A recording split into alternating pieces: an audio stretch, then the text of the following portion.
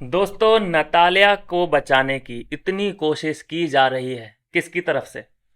Bashir and Zeeshan की तरफ से नतालिया को बचाने की कोशिश हो रही है। उसका कारण दोस्तों ये है क्योंकि बशीर और जीशान भेजना चाहते हैं नगमा मिराजकर या फिर आवेश दरबार को।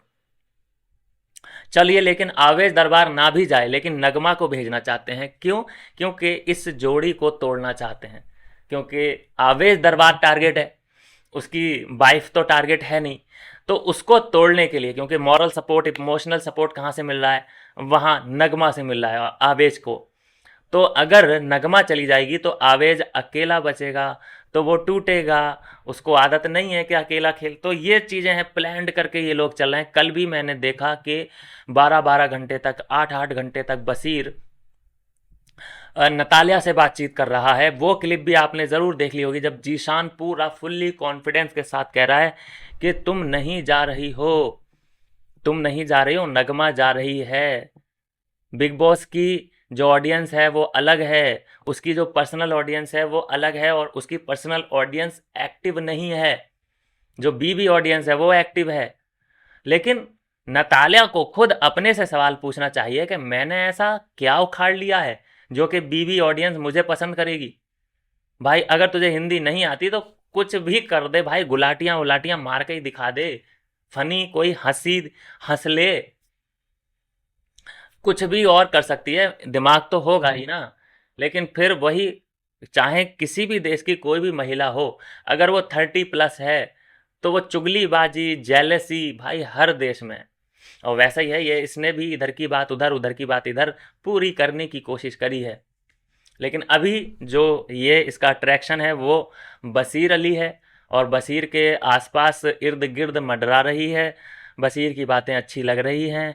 कल भी हमने देखा जब बशीर और अभिषेक एंड आवेश से जब फाइट चल रही थी बशीर की, तो नेहल या फरहाना बशीर को प्रोटेक्ट नहीं कर रहे थे, ये नतालिया कर रही थी। और इसीलिए आवेश ने कल इल्ज़ाम भी लगाया कि अबे तेरा पहले नेहल से था, फिर फरहाना से था, उसके बाद नतालिया की गोदी में जाके बैठा है।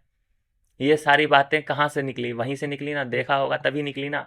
तो ये चीज़ें हैं पूरी, अंदर के जो लोग हैं, मतलब खासकर बशीर एंड जीशान, जो कि आवेश दरबार को हार्म पहुंचाना चाहते हैं।